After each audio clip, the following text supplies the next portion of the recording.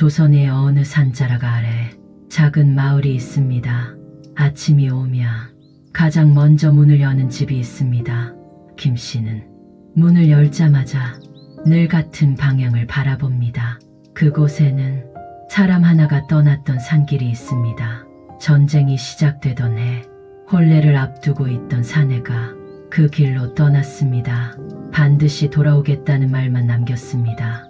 그 말은 짧았지만 김 씨의 삶은 그 말 위에 멈추었습니다. 노파는 그 모습을 오래 지켜봤습니다. 사람은 기다리다 보면 시간보다 먼저 늙는다고 노파는 말했습니다. 전쟁은 사람과 소식을 함께 데려갔습니다. 살았다는 말도 죽었다는 말도 돌아오지 않았습니다. 기다림은 희망도 절망도 아닌 하루를 버티게 하는 이유였습니다. 계절은 여러 번 바뀌었습니다.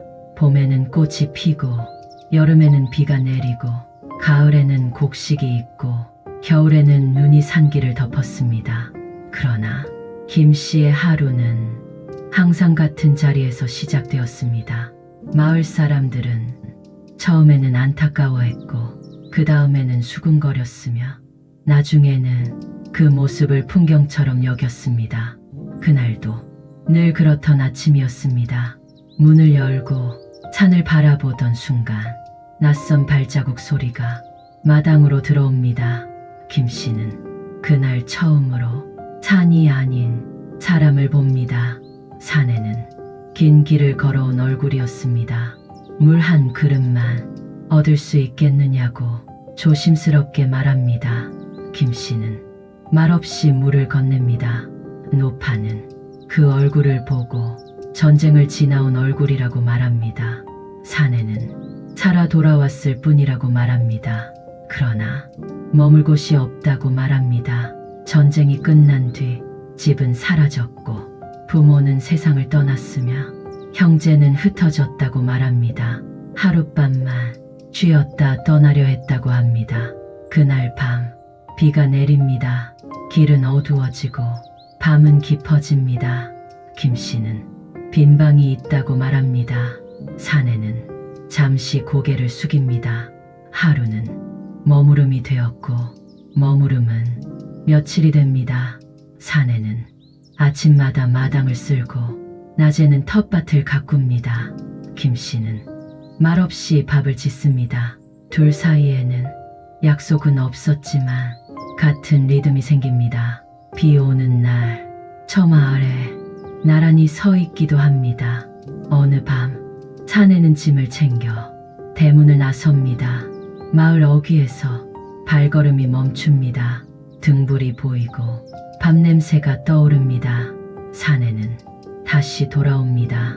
김 씨는 돌아왔군요 라고 말할 뿐입니다. 그날 이후 둘의 모습은 마을의 말이 됩니다. 수군거림은 점점 거세집니다. 그러나 두 사람은 서로를 향해 한 걸음 더 다가갑니다. 혼례 이야기가 나오자 마을의 시선은 차가워집니다. 혼례 전날 밤 마을 사람과 직접적인 충돌이 일어납니다. 사내는 말합니다. 전쟁터에서도 사람은 사람을 기다렸다고. 그 말 뒤에 침묵이 남습니다.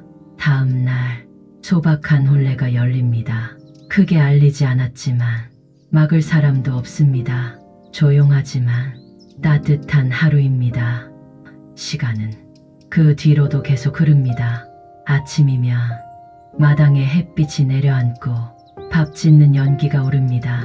처음 웃음은 아주 작게 돌아옵니다. 아이의 울음이 들립니다. 그 울음은 웃음으로 바뀝니다. 마당에는 작은 발자국이 남고 집 안에는 웃음이 남습니다. 어느 해 큰 비가 내려 논둑이 무너집니다. 사내는 말없이 밖으로 나섭니다. 김 씨는 밥을 싸들고 뒤를 따릅니다. 마을 사람들이 하나 둘 삽을 들고 모입니다. 누군가 말합니다. 그때는 말이 좀 지나쳤다고. 김 씨는 말합니다. 그때는 다들 아팠습니다. 그 말에 분위기가 풀립니다. 그날 저녁 마당에 사람들이 모입니다. 떡이 놓이고 술이 놓입니다. 아이를 안아보는 손길에 웃음이 번집니다. 이 집은 다시 마을 안으로 들어옵니다. 산은 여전히 그 자리에 있습니다. 그러나 이제는 그곳을 오래 바라보지 않습니다. 산은 기다림의 장소가 아니라 지나온 길이 됩니다. 조선의 어느 마을에서 한 사람의 기다림은 한 가족의 웃음이 되었고 마을의 웃음이 되었습니다. 잃었던 웃음은 몇 배가 되어 오늘도 이 집을 밝히고 있습니다. 구독과 좋아요는 영상 제작하는 데 큰 힘이 됩니다. 구독과 좋아요 잊지 마세요.